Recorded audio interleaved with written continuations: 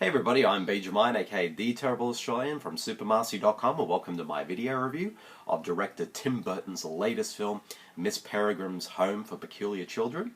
So let's get right into it.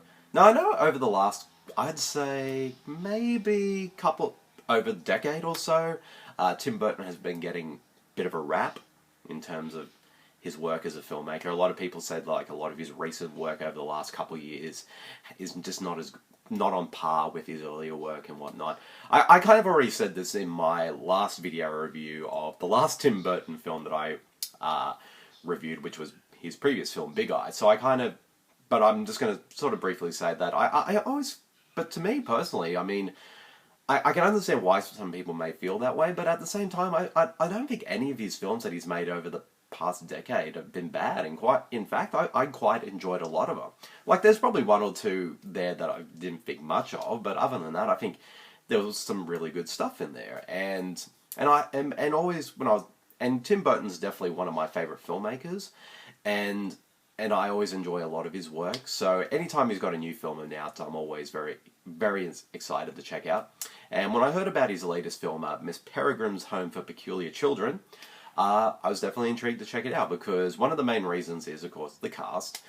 Eva Green plays the title character of Mrs. Peregrine, and of course has Asa Butterfield, Samuel L. Jackson, Judi Dench, Terence, Chris O'Dowd, and many more. So I was really excited to see how this film would turn out, and I have to say I really enjoyed this one a lot, even more so than I expected it to. I thought it'd just be a pretty solid film, kind of a good time waster, but I really was into it. Like, I think one of the main things, what I really liked about it, is that it has a really cool kind of premise. Like I said, it's not the most original premise, and I can definitely see some of the comparisons. Some people said that it's basically kind of like, has sort of X-Men kind of qualities to it, because it's basically mostly set at a school where it's about a bunch of children who each have very unique powers. And I can definitely see the comparisons in that regard to X-Men, particularly with the film screenwriter Jane Goldman actually co-wrote the script to X-Men First Class, and as well as coming up with the story for X-Men Days of Future Past. So I can definitely see the comparisons in that regard. But I felt there was like its own thing, and I really enjoyed it a lot. I thought visually the film looked great, but you kind of expect that with a Tim Burton film in that regard. But I thought he did a really good job with the film's direction.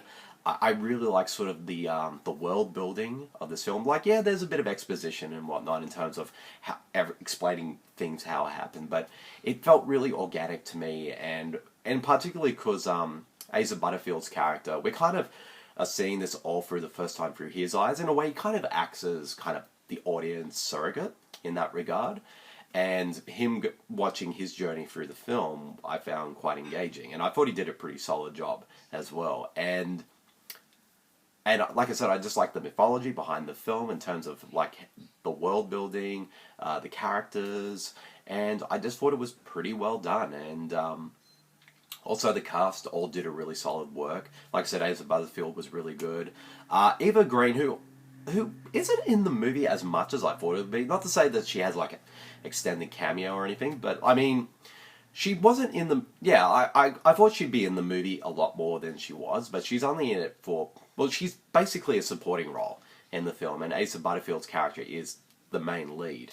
But Eva Green, I'm a big fan of, and I always enjoy her every time she's on screen, and she always commits to her performances 110%, no matter what film she's in, and she does pretty solid work here. And the supporting cast, like Chris O'Dowd, Terence, Rupert, Everett, and many more, all do solid work. Like, some of them are in it pretty much basically as kind of extended cameos, but they do solid work nonetheless. And of course, I really enjoyed Samuel L. Jackson as the villain, and I thought him and his henchmen and all that in the film, I thought were actually genuinely creepy bad guys, and there was actually some really cool kind of horror imagery in this film, and I was kind of shocked that Tim Burton was able to get away with a lot of that stuff in, I guess, basically a family film, and yeah, there was some pretty cool stuff in there, and the visual effects were really well done.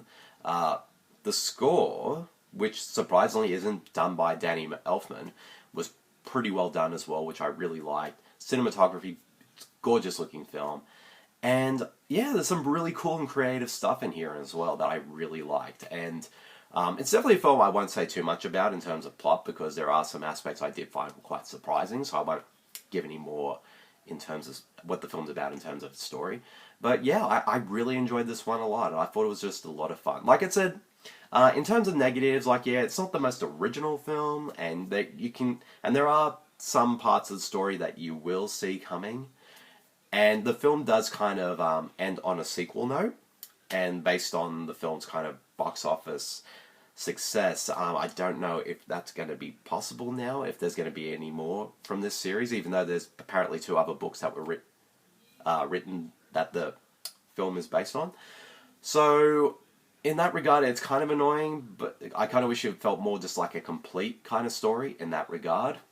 But overall, I really enjoyed this one. I thought it was a lot of fun, and to me, it definitely is one of, like, I think for those who kind of had problems with Tim Burton, particularly with his, I guess, blockbuster work and whatnot, or his big studio budget work, I think a lot of you will enjoy this one. I think it's definitely one out of his most recent films, like in terms of his blockbuster films. This one's definitely one of his most strongest for sure.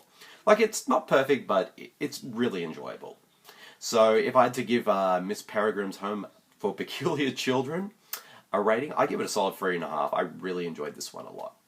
Oh, although I will say this though, I kind of wish there was more Judi Dench in the film, because I did feel that her character was wasted in the film, and she wasn't really given much to do. But surprisingly, but some of the characters in the film are kind of like that as well. So they only appear briefly and then they kind of disappear. So I guess that's another sort of main criticism of the film. But anyways, yep, 3.5 stars. So yep, that's the end of my video review of Miss Peregrine's Home for Peculiar Children. I hope you guys all enjoyed it, and I'll see you all later. See you, everyone.